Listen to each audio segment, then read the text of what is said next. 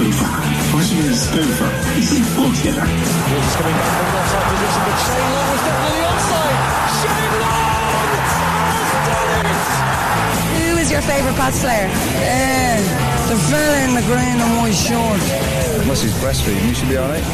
Welcome back to the Ireland Radar podcast. It's me, Dim Hudson, filling in for Joseph Murray today. On today's show, we discuss the FAI Cup Final and the victorious underdogs in their victory against Derry, the Ireland squad for this week's game against Finland and England, and of course, we'll be taking you through all the action involving Ireland players from abroad this weekend. With me this week, we've got James Fredge. James, how you doing? Good, very good. After a predicted win against Leipzig during the week, looking for tickets to the Champions League final now. So hopefully, I'll get them in the coming days. Not too bad. You were at Shamrock Rovers, the European game on Thursday. Is that right? Yeah, big win for them during the week. Obviously, another, I think it's 500 grand into the bank. They're up to €5.5 million now. So it's been an unbelievable run for them. They've become the first Irish side to win more than a game in Europe. First side to go past the 4-point mark, and now obviously on 7 points, looks like that'll be enough to get through to the next 24, which means they'll become the maiden Irish side to get out of the group stages of the European competition. So all really positive stuff. Obviously spoke with Stephen after, kind of asked him about kind of how big that is for Irish teams, and he touched on Johnny Kenny as well, and was kind of interested in that from a Celtic point of view, that Celtic obviously very much kind of in control of where his future lies. He got a really, really good goal against TNS during the week, brilliant finish, and I think if Rovers kind of want to take the title back next season, they'll probably need to kind of get him down permanently. But another really good week of football, and Shamrock Rovers now looking on course to get to the next round of Europe, which is big. Joining James today as well is our very first special guest of the Ireland Radar podcast, Conal Diggin, host of the All Star Sports Show, as well as a contributor to NFL Ireland and of course Radio Kerry. Conal, how are you doing? I'm doing great now. A lot of that was, it's a lot of NFL stuff, but soccer is my number one sport that I follow day in, day out. And, I don't get as much stuff as I want, but, I'm watching Kerry FC every week, unfortunately. For your sins. Yeah, for my sins. I'm watching Kerry FC. But I'm very happy to be here. Long-time listener, first-time contributor. So, very happy to be here, yeah. Yeah, of course. If I had to talk about everything that you've done in, albeit short career so far, that'll be here for absolutely ages, which I don't think we have time for. But first thing we want to talk about today, of course, is the FAI Cup Final. We're only a day removed. We are recording this on Monday. Obviously, the game was yesterday evening. It was 2-0 to DROGHEDA. Goals from Andrew Quinn and Douglas James Taylor secured the victory for the underdogs. DROGHEDA will enter the Conference League at the second round next summer, where they'll earn a guaranteed $525k, and of course still have a relegation playoff to be played against Bray on Saturday. James, I go to you first. I want to know your thoughts on this game and what this means for DROGHEDA, and of course what this means for a disappointing result for Derry, and what's next for them. Yeah, it kind of rounds up like just a mad League of Ireland season in that I know Shane Farrell of DROGHEDA, formerly of Shells, winning the league and the cup in the same year with two different clubs, and he could still be relegated, which is just absolute madness, and just League of Ireland heritage this season, because just seems to be kind of mad things happening all the time. But it obviously is a surprise DROGHEDA went and won, but DROGHEDA, to be fair to them, like Douglas James Taylor and Pro up front, they've caused problems for every team in the League of Ireland this season, and obviously James Taylor scoring in the final at the weekend. DROGHEDA do have some really good players, and Derry had shown all season that they just don't really turn up in these kind of one-off big games. They had multiple chances to take the title away from Shells. They didn't do it, finishing fourth in a 2-horse race, losing the cup final even against Shells. I think Sean Boyd, the Shell striker, was saying that Mark Conley, the Derry centre half, was talking to him during the match and stuff. And I don't know, it just that whole game,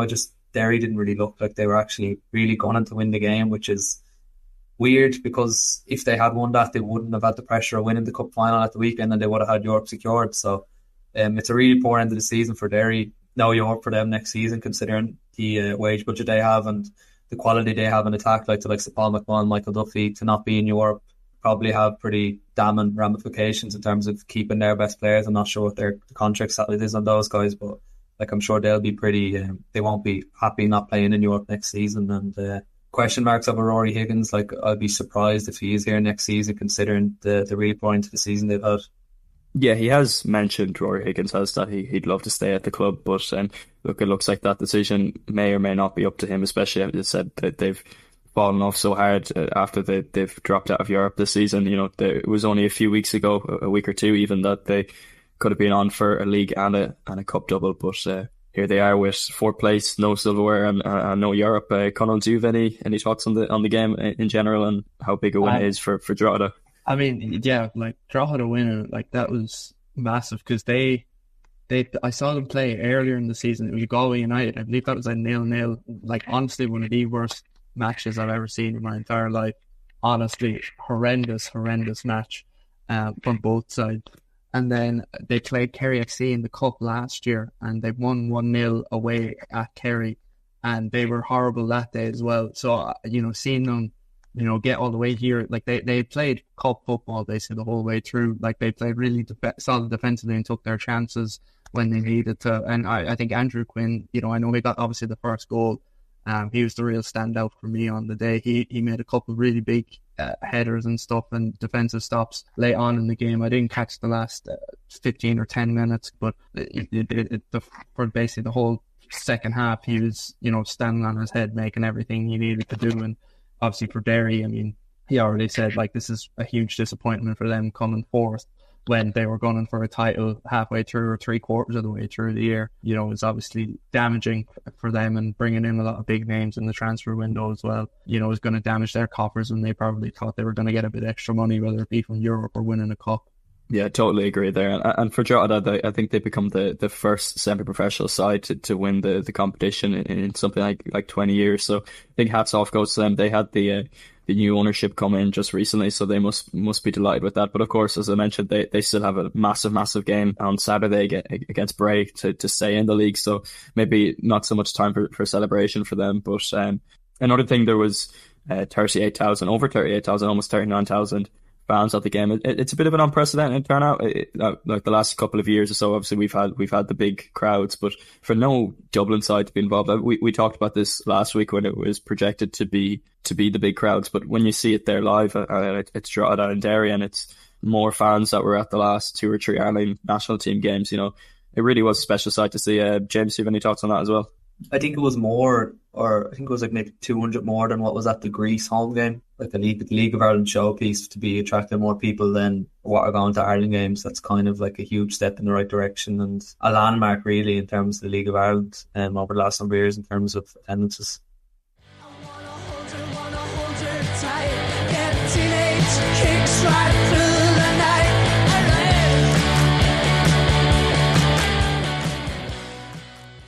Moving swiftly onwards to our On The Radar section, before we talk about the Ireland squad for upcoming games against Finland and England, of course, we've got our yearly tradition, I think, of talking about James McClean and the Poppy drama or non-drama. Is this a story, James, or is it just something that's just to fill a bit of words in a paper? Well, yeah, there was obviously the reaction to James, and then the kind of reaction to Celtic as well, doing the Remembrance Minute silence over the weekend. But on McClean, it is like just pretty much a non-story. Like, it's the British media know, the British public know, the Irish public know why he doesn't wear the poppy. He's come out in how many statements about it, like, and put across his point of view in a pretty respectful manner. Like, some of the stuff he's posted on social media hasn't helped him, but with regards to him not wearing the poppy, like, there really isn't much controversy to it anymore. It's just his opinions, and he has come out and gave the reasons why multiple occasions, and it's kind of just the British media trying to stir up controversy, trying to get clicks online, and I don't really want to talk too much more about it. I think that's kind of pretty much it, and we can all now kind of move forward with our lives after James McClean has once again not wore a poppy. Okay, so we'll move on from that to the Ireland squad, which was announced this week. First of all, the goalkeepers, we've got the usual Keevan Kelleher, Mark Travers and Max O'Leary are the 3 goalkeepers that were called up for the 2 international games. In defence, we've got a fan favourite Matt Doherty, joined by Dara O'Shea, Nathan Collins, Ryan Manning, Mark McGuinness, James's favourite Liam Scales, Jake O'Brien and Callum O'Dowda. In midfield, we've got Josh Gunnan, Jason Knight, Jason Malumbi, Finn Azaz and Andy Moran comes into the squad. And for the forwards, we've got Evan Ferguson, Tom Cannon comes into the squad, Troy Parrott, Festi Apicele, listed as a forward instead of a defender this time. Casey McAteer, Sammy Smollett and Mikey Johnson make up the forwards. Out injured, we've got Ogbene, Taylor, McGrath, Amabamadelli and Robbie Brady missing out through injury. And today it was announced that Coleman and Ida pulled out. Ryan Manning, Jake O'Brien and Matt Doherty came into the squad to replace those injured. First of all, guys, I think the obvious one is Matt Doherty that we should touch on, given how much we've talked about him in the recent weeks. Colin, I might start with you on this one. Do you think he's got a case to be back in, given the injuries? Of course, Coleman is out injured. We've seen Darragh O'Shea playing right back in the last couple of times, so I imagine he's going to be the starter there. Festi Apicele could be coming into the first game with an injury, but I'd like to get your thoughts. Do you think he should be back in, especially after Heimer's comments about, and Doherty's own comments about wanting to be back in the squad that were poorly received? Yeah, I think it's more just a case of we just needed someone to get called up. And I know you could kind of throw in, we need to call up this young lad, we need to call up another young lad, whatever. But we have to reach a certain threshold of being like, okay, how good is this player? I think you do also reach that point again with Ryan Manning, where for whatever reason, he keeps getting left out of squads. But yeah, back to Doherty, I mean, you need someone to call up. He's a Premier League player, like a lot of these players aren't, and whether he's, a top quality Premier League player like he was, 5 or 6 years ago, that's very much up for a lot of debate, but he's probably better than any other options you have. And, it's kind of a bit of a politics issue from that point then of, do you want to call him up because you've already scrapped with him and then now calling him up? Does that mean you have to call him up again next time? I don't know, it'll be interesting, but for me, I see this as really just like, he's getting called up because the only other recognised right back in Seamus Coleman is injured, so we have to call someone up just in case Festi doesn't play or if there's injuries in the squad. And Ryan Manning being rewarded for a fine few weeks for Southampton coming back into the squad. He started their last 5 games, was extremely unlucky to have a goal disallowed just this weekend against Wolves, and finally gets back in. Although when he wasn't originally announced to the squad, I think there was a bit of an outcry on social media. So it's good to see him called back up. James, I wonder, do you have any thoughts on those fullback situations? Given how much we've discussed the Matt Doherty situation, do you think it was a good idea? Do you think ability wise he should be back in, or is there discussion that Heimer should have put the foot down and said called up someone else? I think firstly it's nice to see Manning in. It's kind of been a bit of like a mystery why he hasn't been in any squad like really over the last year or two. It was just really strange why he wasn't getting any kind of call up when he was playing quite well for his club. But on Doherty, I'd probably disagree with Conor. Like, I think we're probably one of the only national teams that like refuses to like move on from a player after they look to have kind of not retired, but their career at international level looks to be over. Like, and we just kind of love going back to these players. I'm not going to really compare it to Shane Duffy because, to be fair to Shane, he's actually doing quite well for Northern club level. But like, Doherty's playing no minutes for Wolves at club level, barely making match day squads, hasn't been impressive for Ireland. And Heimer's comments in the media, along with John O'Shea's, like, didn't outright say we're moving on from Matt Doherty, but it just kind of got the vibe that this was maybe the end of his international career. And the comments last month I didn't think would have helped him. I thought they might have even kind of put a dagger in his, what kind of ended his international career, but it obviously hasn't. Personally, I would like to see Sam Curtis called up. Like, obviously, under 21's campaign is over now. Like, I know we don't really like calling up players beyond the championship. He's obviously played for Peterborough League One, but like, he's looked more than at home at international level for the 21s, and he's obviously playing irregular minutes in League One as well. So I kind of would have liked to see him come in because he is the future at right back. Like, he's probably our best option going forward in the coming years. Like, and I would just feel like bringing Doherty back in, like, it's just kind of going backwards. And I just feel like with Ireland, we just need to kind of move on once a player gets to past their expiration date, to put it nicely. Like, I just think maybe it would have been nice to see Curtis called up, but I suppose he can rely on Matt's experience and his incredible work rate. Right, James, yeah. Thanks for that. Interesting, Festi Apicele was listed as an attacker for this. Now, whether or not he's injured or not, there were a few rumours that he might not be able to play the game against Finland, but be back for England. But anyways, he's been listed as an attacker. So without Ogbene, do we think that it's going to be Ebisele used there on the right wing, or do we think it's going to be McAteer, or do we think it's going to be somebody else? Kind of like come to you on that one, and maybe what you'd like to see on that right wing. I don't know. I mean, I think against Finland, yeah, he probably, so long as he's not injured or whatever, he's probably the starter at right wing. But then I think if you play England, probably switches to become, he plays more defensive, and he probably, is ending up being a right wing back. So I don't put too much into, this whole, they're listed at this position, so this is where they have to, this is where they're going to play. Like, it's not something I'd look into a whole lot. I think Festi starts. I think McAteer, he showed a lot when he came on against Greece last time. I think, he has the potential to be a really interesting player for Ireland, but it just needs to kind of get a couple more games in him. I think he only has 30-something minutes in the Premier League so far this season. So, Ireland is really his best chance to get a run out. So there's not a whole lot we can say on him. And maybe if you start more on the left wing, maybe you want to try Mikey Johnson on the right wing, or switch them around, something like that. Against Finland, you expect to have more of the ball than you would going up against England. So I'd hope that they'd have one of Festi or Mikey Johnson playing just as the real ball progressing winger who can, make something happen and, put dangerous balls in. That would be my hope anyway. I watched Heimer's press conference. He said, someone asked him about Ebisele being listed as an attacker, and he said, like, it pretty much meant nothing, like it was just a PR officer whoever done the squad. So I think we can read too much into that. But regarding Ebisele or McAteer, I think it'll, considering our last game against England, I'd expect him to go with the 3-back, and probably Matt Hardy start. So I'd expect Ebisele to kind of start against Finland, and I would kind of be doubtful that McAteer will feature at all, like, considering he hasn't played at all at club level. And I think Heimer kind of sees him as an impact sub at the minute, like, considering his lack of game time at club level. But he definitely did provide something off the bench in the last camp. Like, he has a lot of potential. It's just kind of about getting some minutes under his belt, like, and that'll kind of only aid his international future, like. Look, we might as well stay on the attacking options while we're here. The other debate really had about the squad could be the striking options. Adamida has probably been, not so much under Heimer, but the last couple of years for Ireland has been used as the main striker, but he pulls out of the squad with injury. We know that Heimer is a big fan on Everett Ferguson, even if he might not be her hottest striker at the moment, if you look at his goals. But what do we think is going to happen up front? We assume again that there's going to be two strikers. Tom Cannon and Troy Parrott are on fine form at the moment. Cannon has something like 7 goals in 13 games, while Parrott has 8 and 16. And do we have any opinions on what we might like to see in the upcoming 2 games with the personnel up front?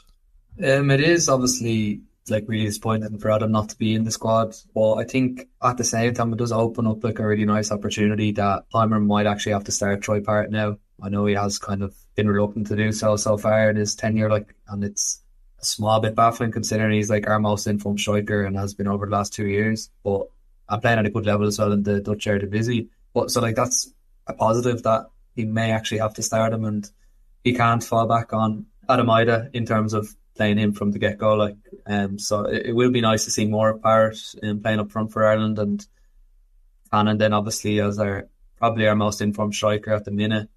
I think he has more goals recently than Parrott. I think himself and Parrott up top would be quite nice. They probably would complement each other quite well. Tom Cannon obviously very quick, like, real goal scorer, and then Parrott, like, kind of loves getting the ball to his feet, can drop deep, like, so. Obviously, kind of playing them 2 up top would make a lot of sense. Ferguson, I think, will probably most likely start against Finland, just considering I think Heimer just really likes Evan, and albeit is not getting that many minutes at club level, he is getting some minutes. So, like, you would probably expect him to start, but then kind of who starts with him, it is kind of a toss-up whether he goes with Troy or he goes with Cannon. Like, it's kind of undecided. Even Andrew Moore maybe could be thrown in there as, like, a second striker. So, honestly, I know it's disappointing, obviously, from a Celtic point of view to see I injured, but, like, it'd just be really cool to see Parrott get more minutes, like, because I think he deserves it. It's like the bloke that you might see standing outside the pub on a Sunday morning with his bag and his boot saying, "I know where we're playing today." Bardella.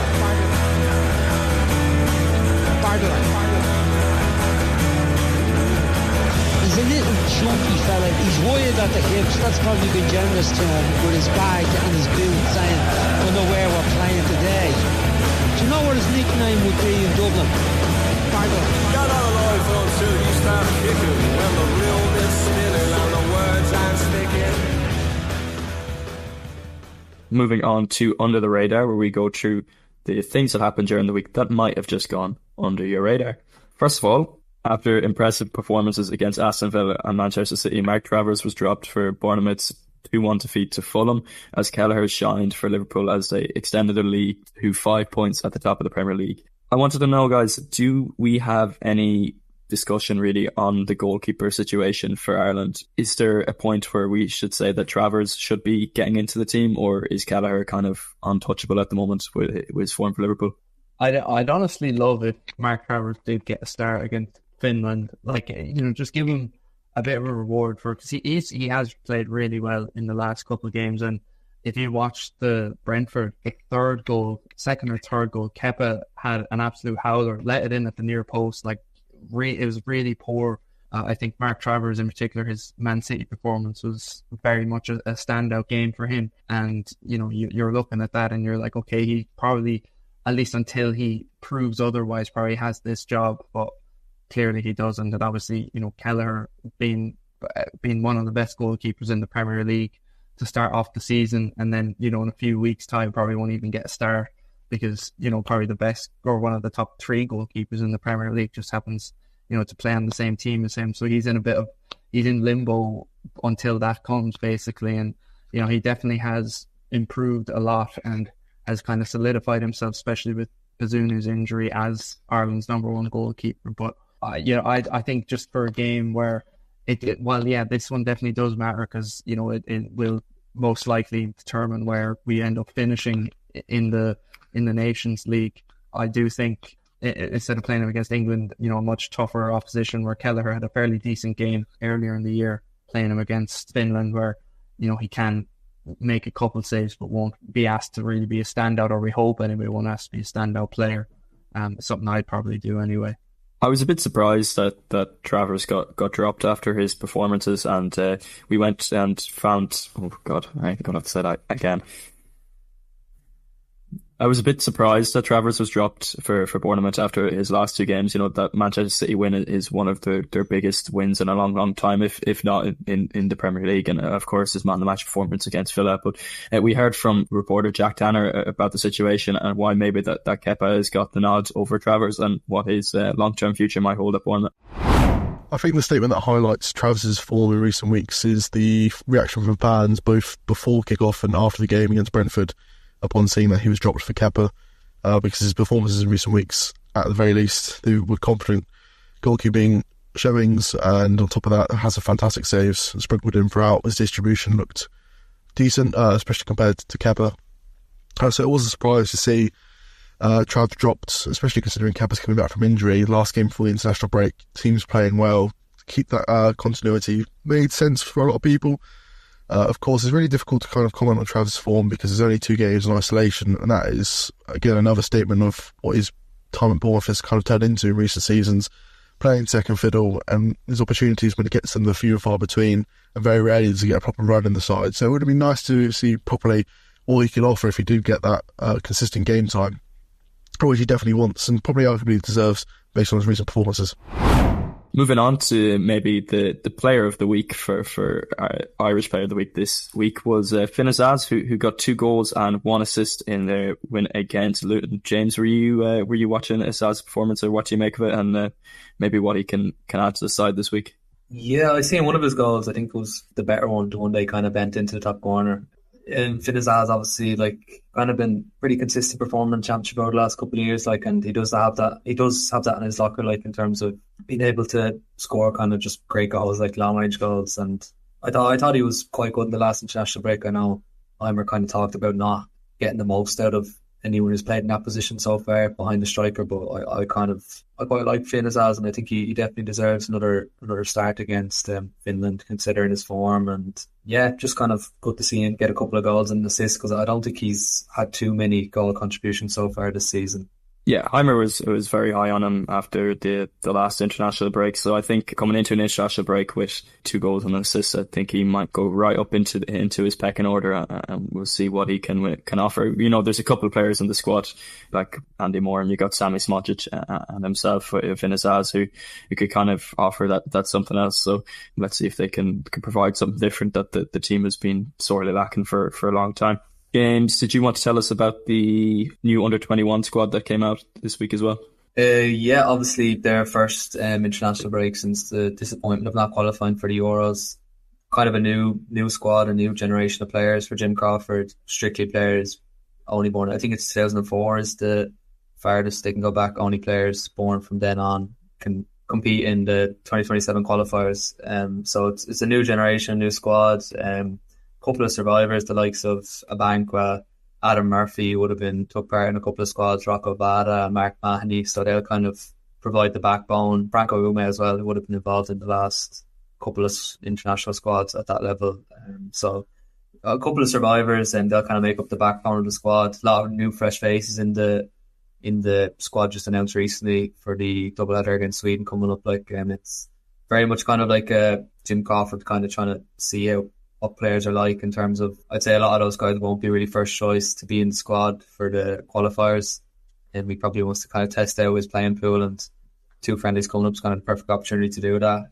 Players to kind of watch out for, from my opinion, that haven't been in the 21 squad before, probably the likes of Jamie Mullins in midfield from Brighton, doing really well for their 21s this season in the Premier League too.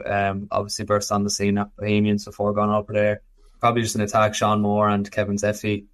Sean Moore, who obviously used to play for Northern Ireland, we kind of got him to declare for us and at West Ham. And then Kevin Zeffy, obviously a name that a lot of Irish football fans will know, kind of been on the radar for a while. Got him moved to Roma last year and is back from injury and doing really well. So it's a very talented squad again, a lot of former League of Ireland players, and hopefully they can, obviously, I think the both games are streamed on and being streamed by Ireland Football, so hopefully they can get a couple of good wins against Sweden, and Jim Crawford can get to know more about these players.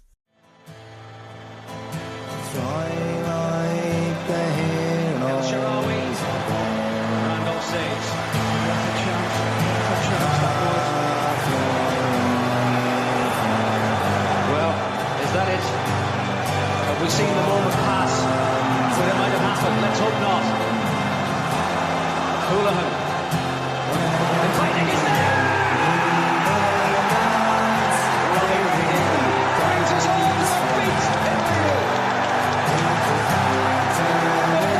Fantastic goal to put Ireland in front. Now, just 6 minutes remaining.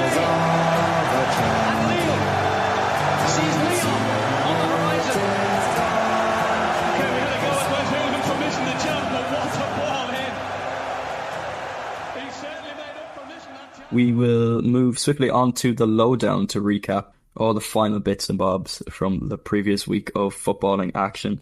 Sami Smojic again scoring for Ipswich in their first win of the season, where they beat Spurs.